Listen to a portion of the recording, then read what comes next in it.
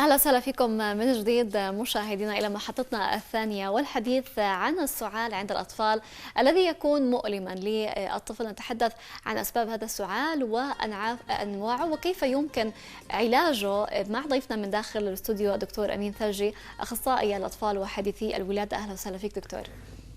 وبيكي شكرا لك للفضائية الفلسطينية وبشكركم على استضافتي. طبعا شكرا لوقتك دكتور. بداية عندما نتحدث عن السعال عند الأطفال، ما هي الأسباب المباشرة ل يعني إحداث هذا السعال عند الأطفال والفئة العمرية الأكثر تعرضا له؟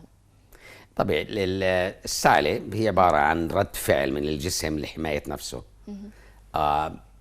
السعلة ممكن تكون شيء حاد، مرض حاد، ممكن يكون شيء مزمن، يعني طفل له أكثر من شهر مثلا بسعل، هذا بنتعامل معه غير عن الطفل اللي بصيبه رشح وسيلان بالأنف وبسعل اللي هو نتيجة فيروس. هذا بيكون، وممكن السعلة تستمر لحد أسبوعين، بس في الحالة هذه الطفل نفسه بيكون منيح، بتتأثرش رضاعته، وممكن هيك شيء. الطفل اللي عمره أقل من 6 سنوات، هذا شغلة مهمة، ممكن بالسنة تصيبه رشح وسعلة بين 6 ل 8 مرات في السنة. فهذا أمر مهم، خاصة اللي بيكونوا في الحضانات، خاصة اللي بيكونوا بادين مدرسة، أو الطفل اللي أصغر وإله أخو أو إله حدا بروح على المدرسة بنعدي وبيجيب الفيروسات على البيت، وممكن إنه تصيبه العدوى من الفيروسات ويبدأ يسعل برضه. فهذا أمر مهم. نعم دكتور، يعني من 6 إلى 8 خلال السنة، هذا أمر طبيعي؟ وحتى لحد أسبوعين هذا أمر مهم. وحتى الرشحة اللي هو سببها فيروس، ممكن الطفل يبدأ يسعل وتستمر أسبوعين. الأميات بعض مرات الأهل بيقلقوا جدا لما السعلة بتستمر هذه الفترة، بس ممكن يكون أمر طبيعي. وبفصل الشتاء أو بالفصل اللي بيكون فيه فيروسات أكتر، ممكن الأهل يفكروا إنه الطفل له شهر ونص بسعل، بس لما من نتحقق من أمر بيكون طفل صابه رشح، سيلان أنف، سعل لحد أسبوعين، ما لحق إنه يخلص المرضى هذه بنعدي مرة تانية. فببين كأنه له شهر لما بتحسبهم مع بعض، له شهر إنه بسعل. فهذا أمر مهم للأهل يعرفوا ونميزوا عن السعال المزمن اللي هو أسبابه تختلف، وطريقة الفحوصات اللي بنجريها والعلاج طبعا بده يكون مختلف. نعم دكتور، عندما نتحدث عن الأنواع المختلفة للسعال وأيضا المسببات، يعني احنا حكينا السعال اللي هو ممكن يصيب الطفل من 6 إلى 8 مرات في العام وهو سببه فيروسي، هل ممكن تكون أسباب أخرى مثل تحسس من نوع معين في المنزل أو حتى من الهواء، خاصة في فترة الخريف دعنا نقول أو فترة الربيع تحديدا؟ طبيعي هذا ممكن كنت بدي أتكلم عنه بتفصيل أكثر لما بنحكي عن السعال المزمن. يعني الطفل اللي بسعل له يعني عدة أيام ونفسه مرتاح وفيش تصفير، فيش تزمير، ما بنفكرش بالأزمة إحنا. الحساسية هذا نقطة مهمة الأهل يفكروا فيها أكثر لما السعلة تصير مزمنة، وإحنا بنحكي مزمنة لما تزيد عن 4 أسابيع. أحد الأمراض اللي بنفكر فيها المسببات للسعلة بتكون الحساسية زي ما تفضلت، وفي أسباب أخرى طبعا. في أسباب أخرى. نعم دكتور، ما هي أنواع السعال اللي هي مثلا ممكن تكون متطورة أكثر لتستمر أكثر من أسبوعين؟ يعني ممكن يكون الطفل إذا سألنا الأهل يتذكروا إنه كان مثلا باكل مكسرات أو أثناء الأكل بتلاقيه تشردع على قطعة من الأكل ودخلت في الجهاز التنفسي، وهذا ممكن تعمل سعلة تستمر لفترة طويلة. وفي أطفال ممكن يكتشف الواحد بعد عدة أشهر من السعال إنه كانين متشردقين على نوع من أنواع المكسرات أكل، وموجود هذا الجسم موجود في صدره تحت وعنده التهاب، وفقط بعد إجراء الفحوصات الأشعة والتدقيق في الأمر إنه نكتشف. وهدول الأطفال ممكن إنهم يتعالجوا كانوا عندهم أزمة أو حساسية لعدة أشهر، لنكتشف فيما بعد إنه الطفل كان يأكل مثلا مكسرات أو أكل عادي وتشردق. والاهل نسوا الموضوع، بس السعله بتستمر. حتى مع زوال المسبب اللي هو الشردقة، يعني انه تشردق بسبب يعني قشرة مكسرات او اي شيء، بتضل السعلة مستمرة. بتستمر لانه هذا الجسم بدخل في الجهاز التنفسي. نعم. من القصبة الهوائية بيستقر في القصبات الهوائية، الشعيبات الهوائية، ووجوده بأثر سلبا طبعا. بيسبب التهابات، وأيضا عبارة عن شيء مهيج للجهاز التنفسي، والجسم بحاول أنه يتخلص من هذا الشيء من خلال السعالة. صحيح دكتور. واحد أيضا من أنواع السعال الديكي، وهو أيضا طعم يعني موجود ضد السعال الديكي، موجود طعم من قبل وزارة الصحة. خلينا نشوف الفيديو أيضا معنا، نستمع إلى هذا النوع من السعال.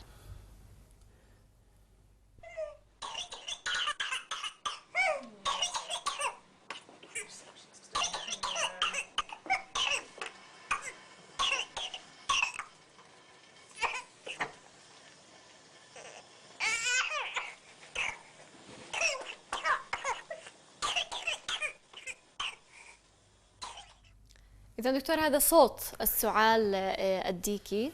واضح كمان إنه الطفل يعني قديش عمره تقريبا؟ عادة عمرهم بكون يعني أقل من في الستة شهور الأولى، وخاصة يعني قبل الأربع شهور، لأنه التطعيم للسعال الديكي بنبدأ نعطيه إحنا على الشهرين، بعدين 4 شهور و6 شهور، ونستمر على 1.5 سنة. فالسعال الديكي هذا أمر مهم، وزي ما شفنا الطفل بكون كتير تعبان، وممكن يصيبه ازرقاق. السعلة بتستمر لفترة طويلة، وبتنتهي انه الطفل يصيبه ازرقاق، نقص في الاكسجين، اللي ممكن يتكرر عدة مرات، وقد يؤثر سلبا على الدماغ، وقد يؤدي الى مضاعفات خطيرة. للأسف رجعنا نشهد حالات من السعال الديكي. انا ما بديش اخوف الناس، بس هذه موجودة حتى مع التطعيم، وسببها انه اللي في كبار حوالين الطفل عندهم سعلة. السعلة هذا ممكن استمرت لفترة بدون ما يكونوا هم منتبهين انه سبب سعال ديكي، والطفل اللي لسه ما طعم بنعديه، وهذه السعلة بتبدأ برشح عادي وسعلة عادية، بس بتتطور لسعال شديد، وممكن في آخره يكون في شهقة ويزرق البيبي. وعادة الأطفال اللي أقل من 6 شهور إذا صابهم هذا النوع من السعال والإزرقاق بندخلهم على المستشفى، لأنه ممكن يتسبب بنزيف في الدماغ، ممكن يتسبب بنزيف في الشبكية في العيون. فهذا أمر مهم. أنا حبيت إنه إن نتكلم عن السعال الديكي لأنه بنشوفه. صحيح، وهو يعني مضاعفاته خطيرة للأسف. طبعا. ويجب الانتباه يعني لها من قبل الأهل. يعني قديش مهم كمان إنه يكون في توجه مباشرة للطبيب، حتى يكون في تعريف، يعني سواء هذا سعال ديكي وما يتطور، أو يكون مثلا يعني أعراض سعال عادي أو عابر. طبعا إحنا الأطباء برضه بتجينا نشرات من وزارة الصحة، إحصائيات بيقولوا لنا إنه بدينا أو بنشوف حالات سعال ديكي في البلد. فهذا برضه بخلي الأطباء إنه ينتبهوا أكثر ويركزوا أكثر على موضوع السعال، خاصة إذا ما أخذ شكل إنه استمر أكثر من أسبوعين، شهر، وكانت طبيعته زي ما شفنا على الفيديو. طبعا نعم، يعني هي حادة وبيكون الصوت يعني مميز فيها، فبالتالي الأهل لازم ينتبهوا لهذا المؤشر، بحيث انه هو مؤشر على انه هو سعال ديكي وليس سعال عادي. طبعا هي سعلة متواصلة وبتنتهي اما البيبي بيزرق، او انه ممكن يراجع في اخرها.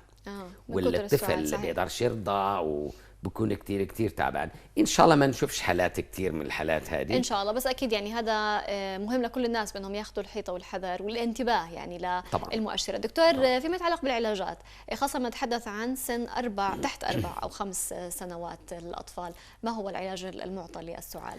طبعا هذه نقطة مهمة، بشكرك على هذا السؤال، لأنه بدي أوصل رسالة للسعال العادي. أنا بحكي عن السعال اللي برافق رشح وبزيدش عن أسبوعين، والطفل اللي نفسه مرتاح، برضع منيح، فيش عنده ضيق نفس.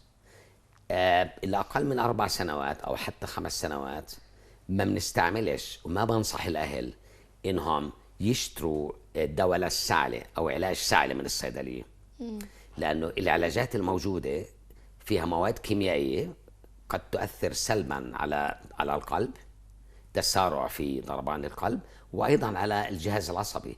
يعني الطفل ممكن لما ياخذ هذا العلاج يسطل، فإحنا وقتها ما بنعرفش هل هو سطل من مرضه ولا إنه سطل من دواء السعال. فأمر مهم، إحنا الأطباء هذا أمر نتكلم فيه كتير، وحتى وزارة الصحة مش موجود دواء السعال للأطفال ضمن الأدوية الموجودة في يعني تحت تصرف الأطباء في وزارة الصحة، لأنه علاج السعال اللي إحنا كما نعرفه في مواد الكيميائية لا يستعمل، ممنوع.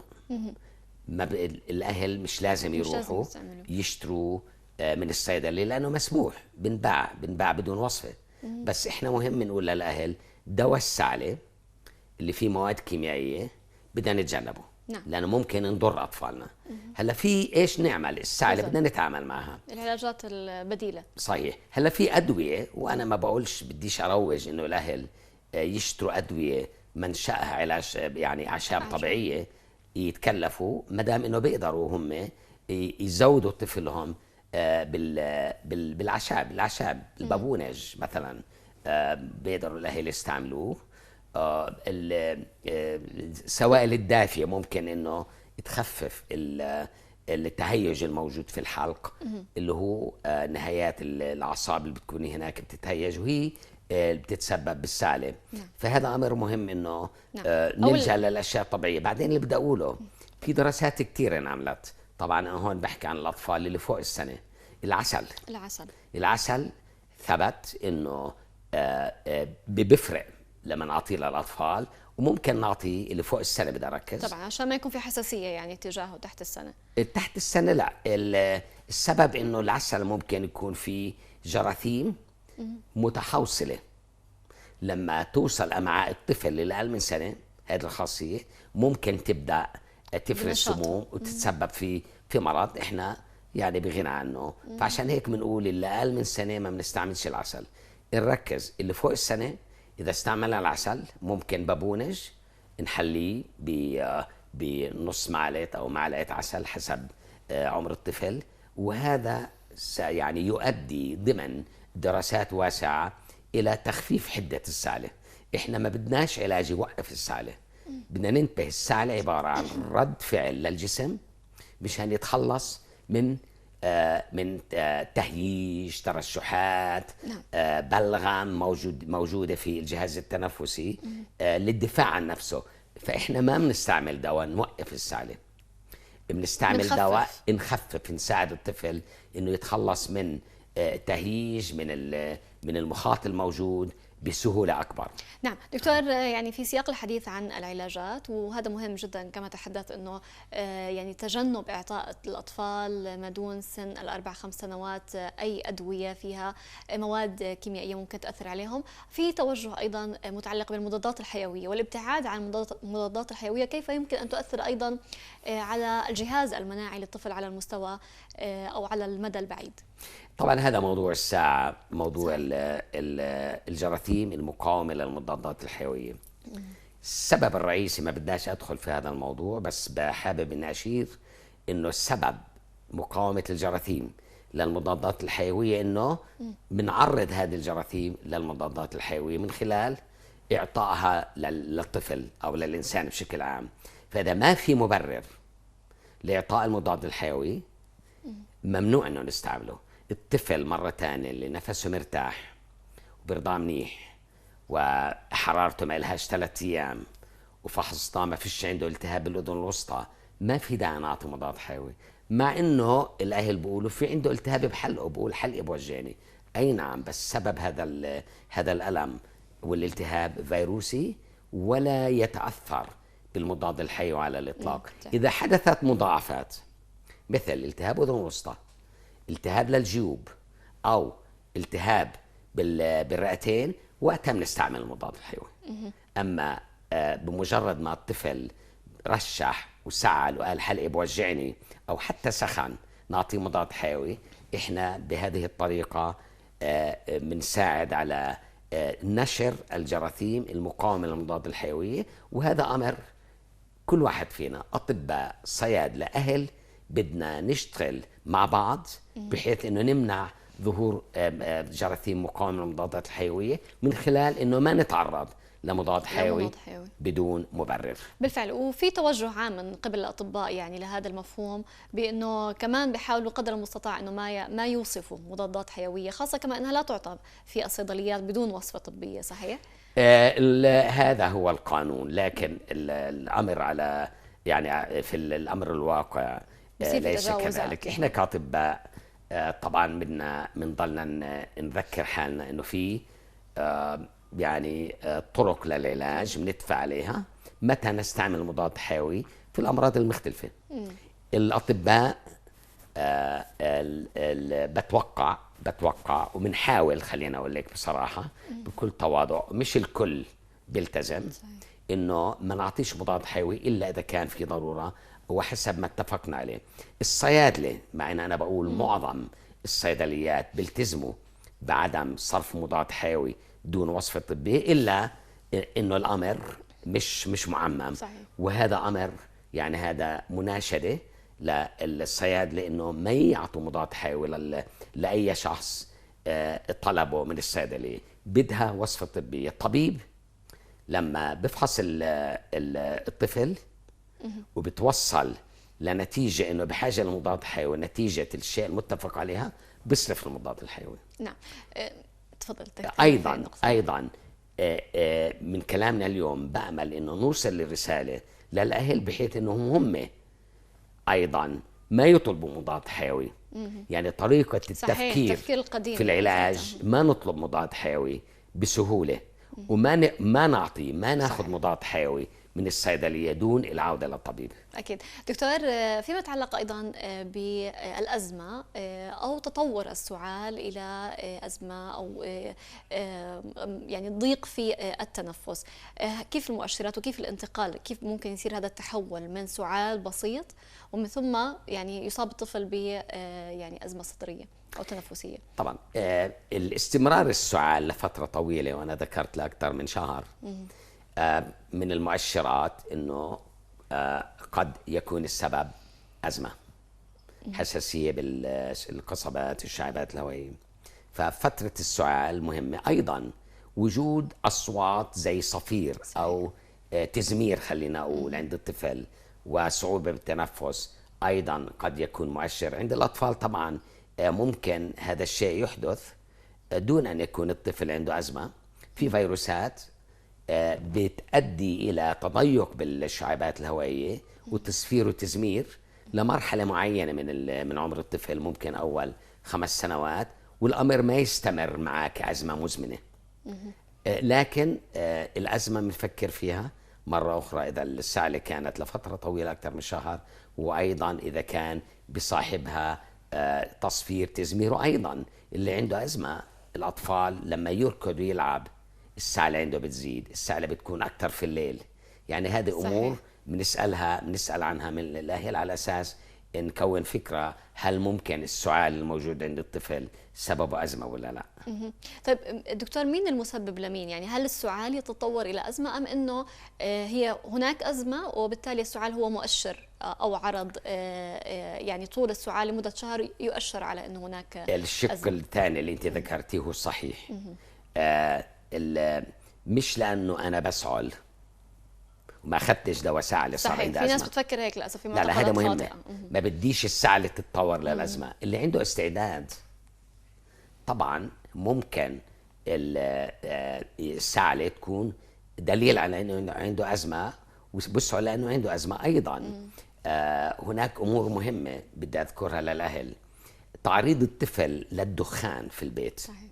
يعني الطفل بكون مرشح عادي بسعل السعلة اللي مش مزعجة اللي احنا حكينا عنها، لما يكون في دخان في البيت هذا رح يؤدي انه السعلة تطول اكثر. ومع الوقت الدخان، المواد الضارة الموجودة في الدخان هي تتسبب انه يصير في اعراض مشابهة للأزمة. وايضا التهاب في الجيوب. فمهم ما ندخن في البيت، خاصة بالفصل الجاي الشتاء. ممكن نحول رشح عادي وسعلة عادية لشيء يتطلب أكسجين ويتطلب مستشفى ومضادات حيوية. فمهم جدا ما يكونش دخان في البيت. طبعا أنا بقولش بس بالشتاء، أكيد في طول كل السنة وقت. بس خاصة بموسم الالتهابات الفيروسية هذا الأمر بأخذ أهمية أكبر. نعم، وهو كمان تغيير الهواء شيء مهم، لأنه كمان أحيانا ممكن يكون في يعني أبخرة منبعثة في المنزل، أو حتى العطور ممكن تؤذي الأطفال وتزيد من حساسيتهم. صحيح، في طبيعي. تحت سن معين يعني. شكرا على الملاحظة هذه. اللي عندهم أزمة بدنا نتجنب نعرضهم لروائح، لعطر، لإشي، لأنه هذه تعتبر مهيجات. طبعا بالإضافة لموضوع الدخان تعتبر مهيجات وبنتجنبها عادة إذا تم تشخيص الطفل إنه عنده أزمة. نعم دكتور، في الختام تحب تقدم أي نصائح أخرى للأهل يعني فيما يتعلق بالانتباه والاهتمام يعني في مراحل السعال الأولى بالتوجه للطبيب واستشارته حتى لا يتطور لأنواع أخرى من السعال؟ أنا اللي بدي أقوله إنه ما دام اتفقنا إنه الطفل مسموح له أو متوقع إنه يرشح ويسعل 6-7 مرات في السنة، مش شرط أول ما الطفل يرشح ويسعل نراجع الطبيب أو حتى يسخن. أمام الأهل إمكانية ما دام الطفل نفسه مرتاح، وما دام السعلة لسه ما تجاوزت الأسبوعين، ما دام الطفل بيرضع منيح ومش عم بشد عدنه، مش شرط إنه رأسا ناخذ الطفل على الطبيب.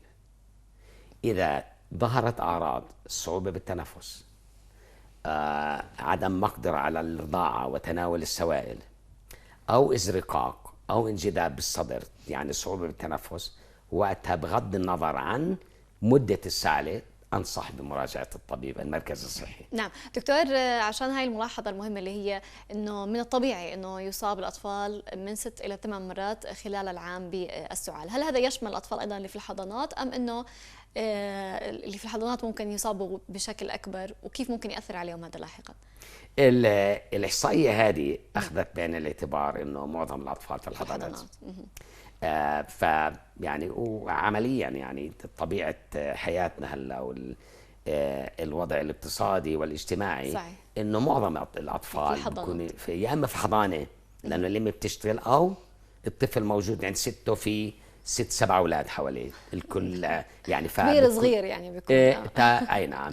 الاطفال كثير اجتماعيين، وكانه طالع من مضافه لمضافه والاولاد اللي طبعا الحلوين الكل بده ايش يقبلهم ويحملهم، صحيح، وبدون ما انه يعرف انه ممكن يعديهم. نعم، لكن هل هناك شيء ايجابي من هذا الموضوع؟ هل بالفعل انه الطفل لما يصاب بهذا السعال او رشح معين ممكن يقوي مناعته لاحقا، ولا نحافظ انه لا ما يصاب احسن في كل اذا بنقدر نمنع مع انه هذا امر، لانه في حوالي اكثر من 100 فيروس بيأدوا بسببوا الرشح والسعال.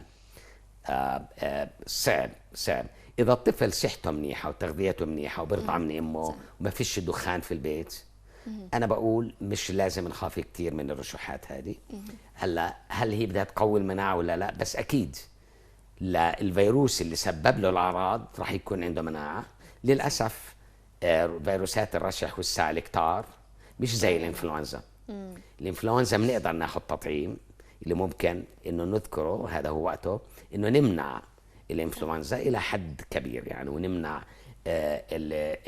الاعراض الشديده اللي ممكن الانفلونزا تسببها من 6 شهور وما فوق. نعم، كل الشكر لوجودك معنا دكتور، كل الشكر لوقتك، واكيد يعني المشاهدين استفادوا من كل المعلومات اللي قدمتها. نتمنى السلامه ايضا للجميع ولاطفالنا. شكرا لك. العفو، اهلا وسهلا فيك. مشاهدينا ننتقل الان ايضا لصحتك، نبقى في الصحه ومعلومات خاطئه عن الغذاء.